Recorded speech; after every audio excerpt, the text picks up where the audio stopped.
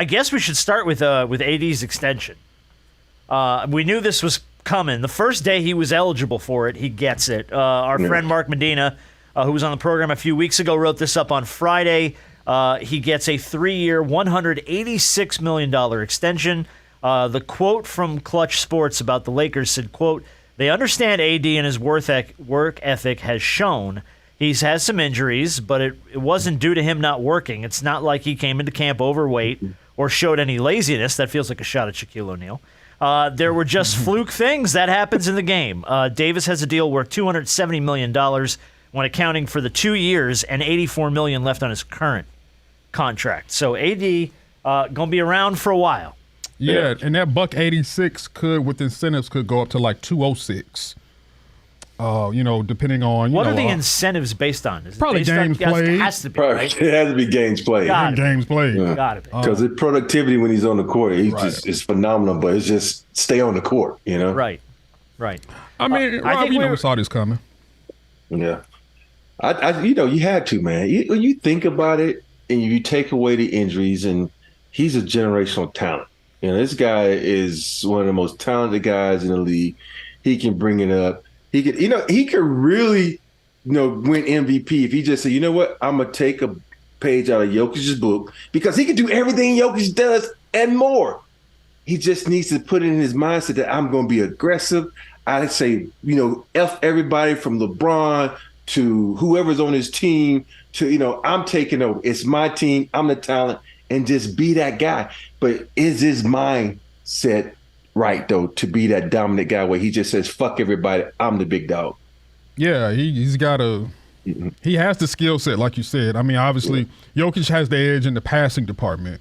But as far as everything else and being much more physically gifted, yeah, he kind of has the one-up in everything else.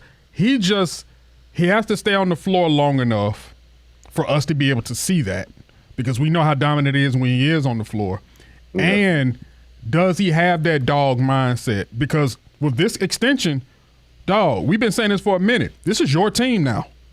It was your team already, but the Lakers are telling you, yo, the keys, you got the car keys, the house keys, the keys to the pool house. You got the keys to everything right now. You're the centerpiece in which we're going to build everything around. He just turned 30, I think, sometime this year. So that's the thing that kind of scares me now when they get to 30 and the other side of 30, especially when you've had injury history in your 20s. So we'll see how this goes, because he's going to make in the high 60s by the time this contract is over with. Uh-huh. Look, I mean, I think we all knew he was going to get extended. And I really didn't think that was even a matter. I think the only reason there was any kind of question about it was his health.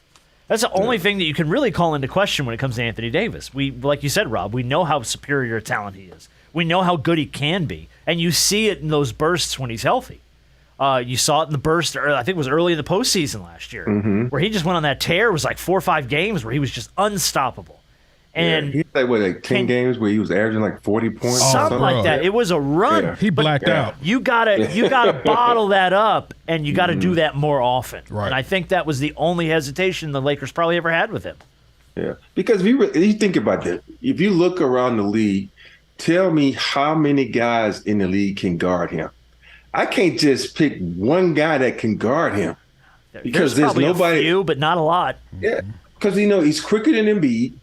He's more athletic than Jokic. And what other big out there? Giannis? Can guard him? Giannis is probably the only. Giannis is probably the closest. Yeah. Giannis is the closest, but he's stronger than Giannis. I know that saying he should be, because he's even though Giannis is strong as shit. Yeah, I was going to say they're pretty comparable. I'm like, when you got a guy like that, you can body him, because AD know how to use his body, back him down, and then use his fadeaway. So it's like really nobody that can really guard this guy.